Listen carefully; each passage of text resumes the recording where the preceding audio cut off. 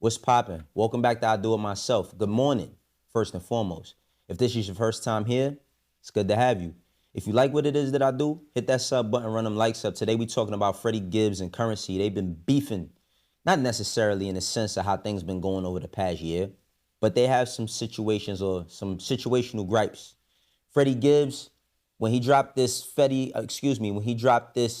Alfredo 2 with Alchemist, everybody was excited about it because we was getting some new raps and we knew that Freddie Gibbs is coming along with Alchemist. We gonna get bars. But that shit is besides the point right now because when we heard him diss Currency, or not necessarily diss him, but say I could have ran that Fetty myself, everybody was like, damn. I mean, for me, Fetty is one of my favorite projects from the Alchemist catalog and the Freddie Gibbs catalog and the Spitter catalog, right? So all three of these different artists, well, two artists and Alchemist is a producer or executive producer as well as doing the beats. I was kind of confused because I'm like, damn, I thought they was good. On top of that, I never in my life looked at Currency as a person to have a problem with anybody, let alone Freddie Gibbs, a person they did an album with. But then I was wondering, we heard it in the bars, but when are we going to get an answer? When are we going to get some context? Now, Freddie Gibbs, if y'all don't know, he been acting like Money Mitch paid in full, wilding in the car, talking about how everybody, if he run into anybody, looked at him crazy, anything, he on him. And that's throughout the album with various people. And I could see the problems that he had with certain people when you start talking about the Benny the Butchers, the academics, you know what I'm saying? Start talking about the Gunners. We seen they problems unfold in the public eye. But Currency, we like, yo, don't bro just be high chilling, playing with his dogs and building cars and jet life in it and all of that and being on tour with his high socks and, you know, smoking weed, vibing, cool. But I wanted to go back and let's watch this about how Currency felt regarding the Fetty project with him and Gibbs. Let's talk about this Fetty project though, man. Come on, yeah, me and Freddie Gibbs, man. Let me tell you something.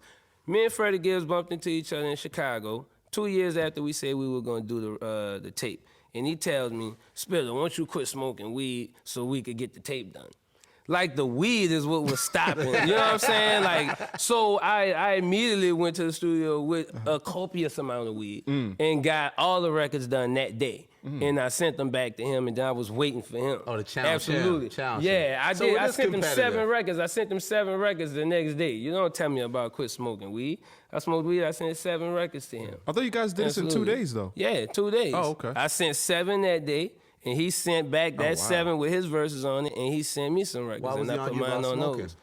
I think that he thought the weed had control of me for 2 years, and that's why we hadn't done the tape.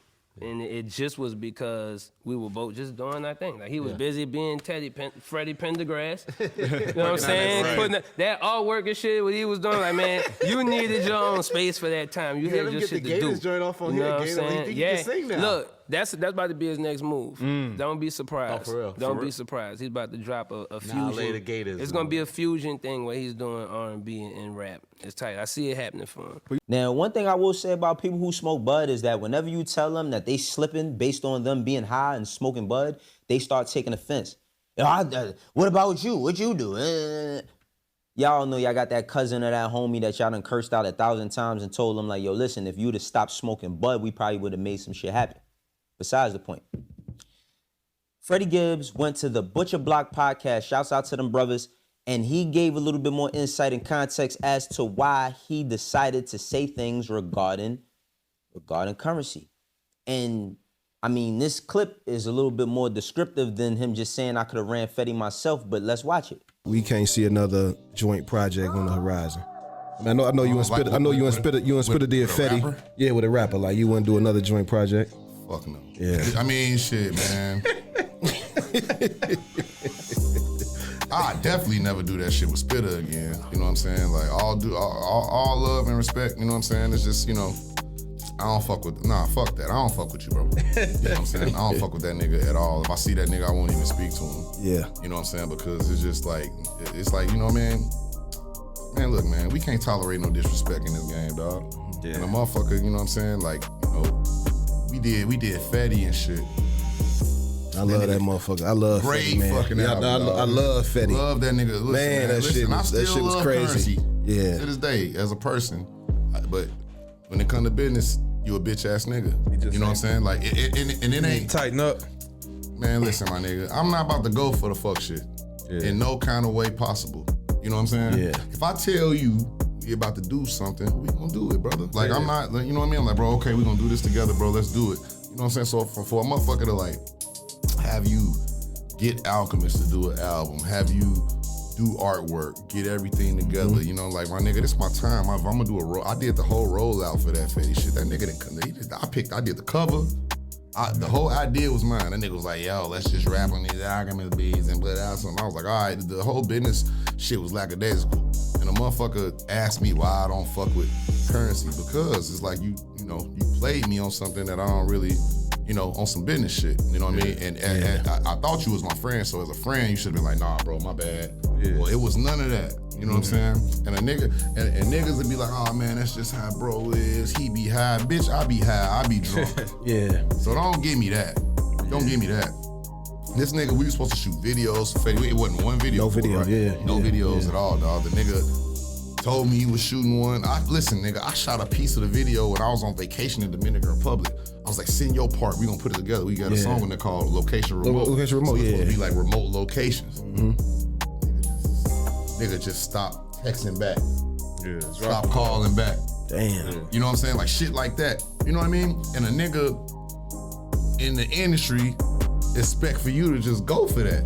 Like it's just the industry, bro. Nah, motherfucker. You think you too real for the industry? Yeah, that's why, like I said, that's why they don't fuck. That's why I just said, like, nigga, no, I don't fuck with you, bro. If I see you, I might not even, hey. Yeah.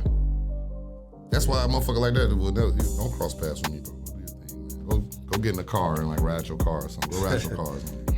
You know what I'm saying? But the nigga was my homie, you know what I'm saying? So it's like, but for the fact, you know what I mean? But with the motherfucking, with the business shit, motherfucker just look down on me, and I feel like that be because I'm from Gary. Yeah. You know what I mean? If I was from another place or somewhere else, you know what I mean? Well, you know what it is, man? These niggas in the industry don't think I got nothing behind me because I'm from a small town. But come here. I mean, I hear what Freddie's saying, but it ain't like Alchemist ain't never worked with Currency on his own. They did Covert Coupe together, you know what I'm saying, and a bunch of other records. But, I mean, Jay-Z and Kanye West don't speak no more, you know what I'm saying? Do y'all remember the NBA Youngboy and Moneybagg Yo album? I mean, after that album came out, I've never seen them even utter or mention each other ever again. But this says situation, and Freddie expressing himself about how he would never do an album with another rapper again, especially Currency. His feelings is hurt. His feelings are hurt. And I'm going to keep it 1,000, rightfully so. Because at the point where, you know, he said we did the artwork. I mean, they didn't have the most, like, prolific artwork. The shit was just yellow and it said Fetty on it. I mean, I didn't buy the vinyl, so I don't know if it's a special artwork that opens up or nothing like that. But I'm just saying, just on DSPs, it's just yellow and it says Fetty. But if you decide to do something and you commit and you know that you holding up your side of the bargain, but the person that you went into or trying to go into business to is not on your same type of time, of course you're going to be looking at that person as a op, as y'all young niggas say. You know what I'm saying? Of course you're going to look at that person like y'all got problems.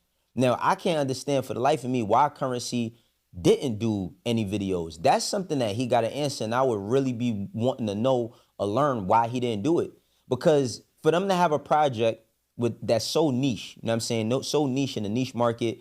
Now, let's keep in mind, they selling vinyls or something like that. Everything with them is boutique. Everything is direct to consumer, you know what I'm saying? So their fan bases want to collect. Their fan bases want to purchase. Their fan base want to go to the shows and feel like they could be a part of something.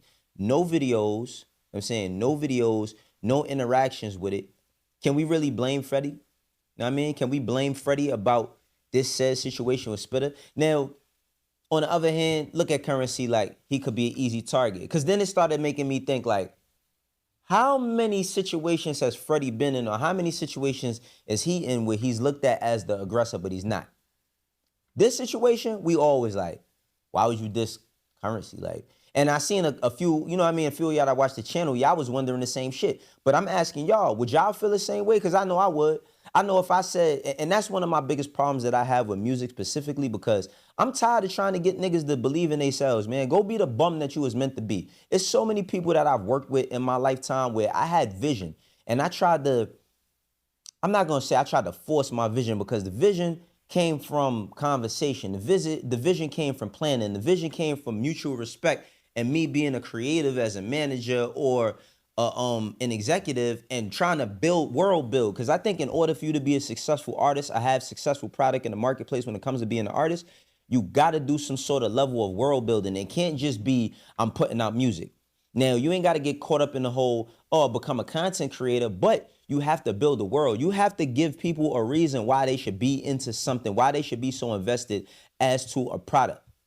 Now, one could argue that Currency and Freddie Gibbs and Alchemist, that's easy, right? That's a layup. That's a layup on a fast break. And remember how Brandon Knight blew a motherfucking a game winner against the Brooklyn Nets on that fast break layup. He missed that shit wide open.